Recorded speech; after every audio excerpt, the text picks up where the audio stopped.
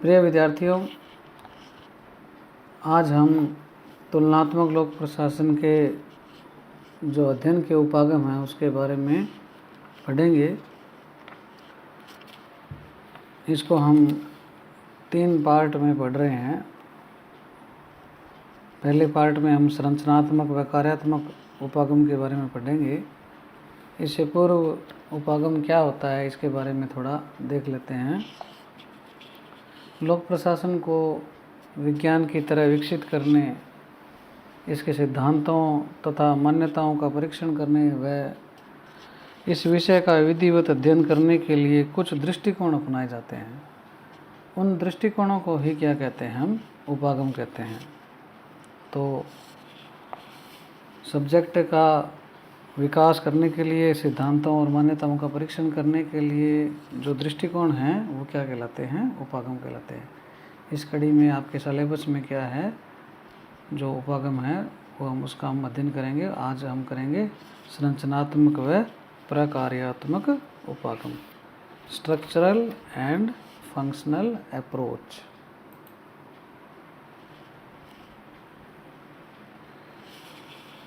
लोक प्रशासन सहित ज़्यादातर सामाजिक विज्ञानों में संरचनात्मक और प्रकार्यात्मक उपागम जो है उसका बड़ा उपयोग होता है। इसको हम व्यवस्था विश्लेषण भी कहते हैं, सिस्टम एनालिसिस। सामाजिक प्रक्रियाओं को समझने में सहायक यह उपागम सामाजिक संरचना तथा उसके कार्यों पर बल प्रदान करता है।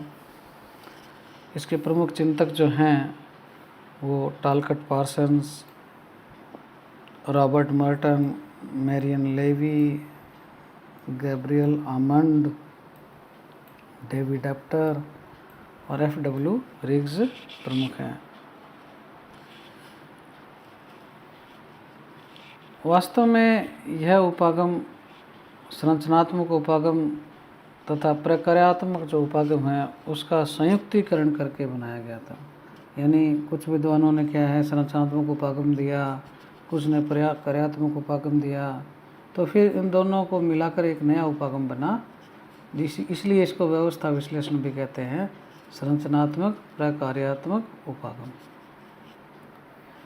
सबसे पहले 1955 में लोक प्रशासन में सर्वप्रथम सन 1955 में ड्वाइट वाल्डो जो हैं उन्होंने बताया कि लोक प्रशासन को सामाजिक व्यवस्था का एक भाग के रूप में विश्लेषित करना चाहिए, और इसके लिए उन्होंने संरचनात्मक और प्रकार्यात्मक जो उपागम है उसको बड़ा ही महत्वपूर्ण बताया। फिर सन 1957 में F.W. रिग्स जो हैं उन्होंने अपना एक मॉडल दिया जिसको हम आगे पढ़ेंगे, कृषि का औद्योगिका मॉडल, एग्रेरिया इंडस्ट्रिया मॉडल।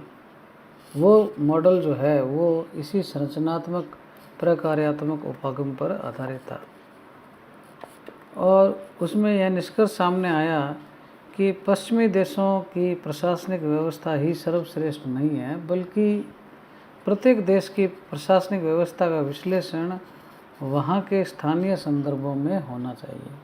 ऐसा नहीं है कि आपने पश्चिम के मॉडल को अपना लिया तो वो वहाँ सक्सेस हो जाए, क्योंकि हर देश की एक पारिस्थितिकी अलग अलग है। तो पश्चिमी मॉडल की पारिस्थितिकी अलग है और पूर्व के देशों की पारिस्थितिकी अलग है। तो रिग्स का ये बताना था कि ज़रूरी नहीं है कि जो पश्चिम की प्रशासनिक व्यवस्था है वो ही सर्वश्रेष्ठ है। हर एक देश की प्रशासनिक व्यवस्था है वो अपने आप में अलग है, तो वहाँ का जो विश्लेषण है उसको वहीं उसी स्थानीय संदर्भ में होना चाहिए। जो संरचना अमेरिका में सर्वश्रेष्ठ है वह भारत के लिए हो सकता है निकृष्ट हो, जो भारत के लिए निकृष्ट है वो हो सकता है अमेरिका भी सर्वश्रेष्ठ हो। तो ऐसा कुछ भी नहीं कहा जा सकता। लोक प्रशासन में जो ये संरचनात्मक और कार्यात्मक उपागम का जो सिद्धांत है, यह क्या है, समाजशास्त्र से आया, सोशोलॉजी से आया। तुलनात्मक लोक प्रशासन के विकास और उसके बढ़ते महत्व ने इस उपागम को क्या है उपादेय या बड़ा महत्वपूर्ण बना दिया है। ये जो उपागम है इसमें दो शब्द महत्वपूर्ण हैं, एक तो है संरचना और दूसरा क्या है प्रकार्य।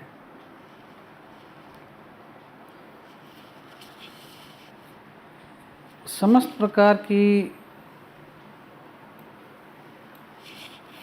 सामाजिक संरचनाएं कुछ ना कुछ क्या है कार्य भी करती है, अतः संरचना को कार्य के आधार पर ही समझा जा सकता है।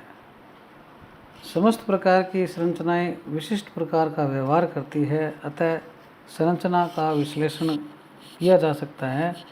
लोक प्रशासन में दो प्रकार की संरचनाएं हो सकती है, एक तो साकार या प्रत्यक्ष और दूसरी विश्लेषणात्मक। साकार या प्रत्यक्ष संरचनाएं वे होती हैं जो सामने दिखती है, जैसे विभाग है, मंत्रालय है या आपका महाविद्यालय है, ये आपको दिख रही हैं। जबकि विश्लेषणात्मक जो संरचनाएं हैं वो अप्रत्यक्ष होती है, वो दिखाई नहीं देती है, जैसे सत्ता या प्राधिकार है। विश्लेषणात्मक जो संरचनाएं हैं वो साकार संरचनाओं पर ही आधारित होती है, यानी अगर साकार संरचनाएं नहीं होगी तो विश्लेषणात्मक संरचनाएं भी नहीं होगी। प्रत्येक प्रकार के संगठन संरचना नहीं कहे जा सकते, केवल विशेष प्रकार्य करने पर ही वे संरचना कहलाते हैं। अर्थात कोई ना कोई प्रकार्य होगा तो ही वो संरचना मानी जाएगी, बिना प्रकार्य की संरचना नहीं हो सकती। तो अब प्रकार्य क्या है उसको हम देख लेते हैं। प्रकार्य वह परिणाम है जो संरचना से प्राप्त होता है। थोड़ा सा मैं आपको प्रकार्य और कार्य का बता देता हूँ। यहाँ जो फंक्शन है उसका हिंदी अनुवाद प्रकार्य बताया गया है कि यहाँ फंक्शन का आशय सामान्य कार्य वर्क से नहीं है बल्कि विशिष्टता से है, इसलिए यहाँ क्या है फंक्शन शब्द काम आया है, वर्क नहीं आया। ठीक है ना, तो यहाँ कार्य शब्द नहीं लिया गया बल्कि प्रकार्य कहा गया। तो प्रकार्य जो है वो क्या है, वह परिणाम है जो संरचना से प्राप्त होता है, क्योंकि संरचनाएं कुछ ना कुछ करती है तो वही उसका क्या होता है प्रकार्य होता है। एक प्रकार्य संरचना को बनाए रखने तथा उसे विकसित करने वाला ऐसा क्रिया प्रतिमान है जो नियमित रूप से होता रहता है। कुछ विद्वानों का मानना है कि प्रकार्य बहुधा विकार्यात्मक अर्थात नकारात्मक भूमिका भी निभा सकता है, लेकिन प्रकार्य की श्रेणी में उन्हीं परिणामों को गिना जाना चाहिए जो किसी व्यवस्था को बनाए रखने या विकसित करने में सहायक हो तथा जो नियमित रूप से घटित होते हैं। समाजशास्त्रियों के अनुसार प्रकार्य का अर्थ दो या दो से अधिक संरचनाओं के मध्य अंतर्निर्भरता के प्रतिमानों से है। यह विभिन्न प्रकार के जो चर हैं या विभिन्नताएं हैं उनके मध्य अंतर संबंधताओं को भी दिखाता है। एक संरचना का दूसरी संरचना पर पड़ने वाले प्रभाव भी प्रकार्य की श्रेणी में आते हैं। यह आवश्यक नहीं है कि हमेशा संरचना तथा प्रकार्यों के मध्य प्रत्यक्ष व गहरा संबंध हो। इसी प्रकार एक समान संरचनाएं हमेशा एक समान कार्य करें यह भी जरूरी नहीं है। अनुभवात्मक जो अनुसंधानों के आधार पर संरचना तथा प्रकार्य का आपसी प्रभाव ढूंढा जाता है। एक संरचना से कई प्रकार के प्रकार्य निष्पादित हो सकते हैं, उसी प्रकार एक प्रकार्य कई प्रकार की संरचनाओं के द्वारा भी निष्पादित हो सकता है। इस प्रकार ये जो संरचनात्मक और प्रकार्यात्मक उपागम है यह बताने का प्रयास करता है कि समान प्रकार की संरचनाएं विभिन्न प्रकार के पर्यावरण में एक समान प्रकार्य निष्पादित नहीं करती। समान प्रकार की संरचनाएं विभिन्न प्रकार के पर्यावरण में एक समान प्रकार्य निष्पादित नहीं करती, यानी पर्यावरण की विभिन्नता के कारण प्रकार्य भी अलग अलग हो जाते हैं। प्रकार्यों को हम क्या है दो भागों में बांट सकते हैं, प्रकट प्रकार्य और गुप्त प्रकार्य। प्रकट को अंग्रेजी में हम कहेंगे मैनिफेस्ट और गुप्त को हम कहेंगे लेटेंट। समाजशास्त्री रॉबर्ट मर्टन के अनुसार प्रकट प्रकार्यों का संबंध जो है उन क्रिया प्रतिमानों से है जिनके परिणामों को उनके करने वाले चाहते हैं तथा मान्यता देते हैं, जबकि गुप्त प्रकार्य उन क्रिया प्रतिमानों को या उन कार्यों को कहा जाता है जिनके परिणामों को उनके करने वाले न तो चाहते हैं और न ही मान्यता देते हैं। इस आधार पर यदि प्रशासनिक संरचनाओं के प्रकारों का अध्ययन किया जाए तो बहुत से सार्थक निष्कर्ष सामने आते हैं। प्रत्येक प्रकार के प्रकार्य सभी प्रकार की सामाजिक तथा प्रशासनिक संरचनाओं द्वारा निष्पादित नहीं किए जाते। किसी समाज में कुछ प्रकार्य पूर्व शर्त होते हैं तो कुछ में क्या है प्रकार्य आवश्यकता होते हैं। ये प्रकार्य विभिन्न प्रकार के पर्यावरणीय संदर्भों में संरचना को समझने में सहायक सिद्ध होते हैं। रिग्स के अनुसार किसी भी समाज में 5 प्रकार के प्रकार्य अवश्य होते हैं: आर्थिक, सामाजिक, संरचनात्मक, प्रतीकात्मक तथा राजनीतिक। सभी समाजों के आवश्यक प्रकार्य हैं क्योंकि मनुष्य का व्यवहार तथा आवश्यकताएं मूलतः इन्हीं पक्षों से जुड़ी हुई है। रिग्स ने इन्हीं 5 प्रकार्य, ये जो 5 प्रकार्य बताए हैं रिग्स ने, आर्थिक, सामाजिक, संरचनात्मक, प्रतीकात्मक और राजनीतिक, रिग्स के अनुसार यही 5 प्रकार्य प्रशासनिक उपव्यवस्थाओं को समझने के लिए आवश्यक हैं। तो संरचनात्मक जो प्रकार्यात्मक उपागम है उसकी कुछ विशेषताएं भी हैं या मान्यताएं हैं, उनको हम क्या है थोड़ा देखते हैं। प्रत्येक सामाजिक व्यवस्था में अनेक प्रकार की संरचनाएं होती है। अब संरचनाएं वही होंगी जो कुछ ना कुछ क्या है प्रकार्य करेंगी। बिना प्रकार्य के संरचना नहीं मानी जाएगी। संरचनात्मक प्रकार्यात्मक उपागम में वही संरचना अध्ययन योग्य है जो कुछ प्रकार्य करती है। तो सामाजिक व्यवस्था में अनेक प्रकार की संरचनाएं होती है और संरचनाएं क्या करती हैं, कुछ प्रकार्य भी करती है।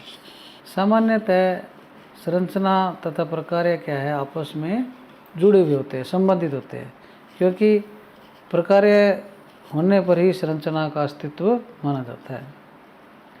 प्रत्येक संगठन तब तक संरचना नहीं माना जाएगा जब तक कि उसमें कुछ विशेष प्रकार्य न हो, ये मैं बता चुका हूँ।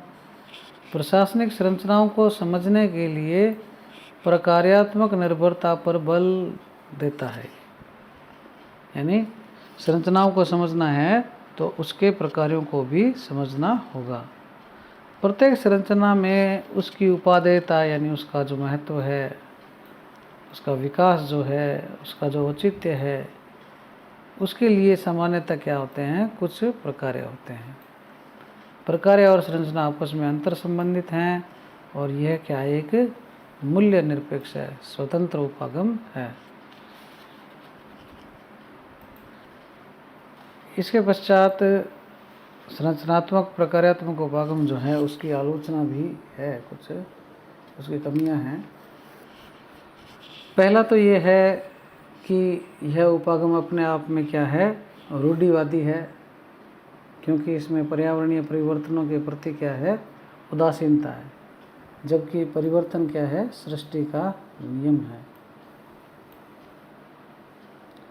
यह उपागम किसी व्यवस्था के बारे में यह नहीं बता सकता कि किस परिस्थिति में वह संधारित होती है। तीसरा, प्रत्येक संरचना या व्यवस्था के संदर्भ में प्रकार्यों की व्याख्या करना कठिन है। यह उपागम प्राकृतिक संरचनाओं के पक्ष में तथा कृत्रिम संरचनाओं के क्या है, ये विरुद्ध है। तो इस प्रकार से क्या है, इसकी ये कुछ कमियां हैं। तो आपको संरचनात्मक और कार्यात्मक उपागम के बारे में जानकारी दी गई। यदि किसी भी प्रकार की कोई जिज्ञासा हो तो आप मुझसे व्हाट्सएप के माध्यम से संपर्क कर सकते हैं।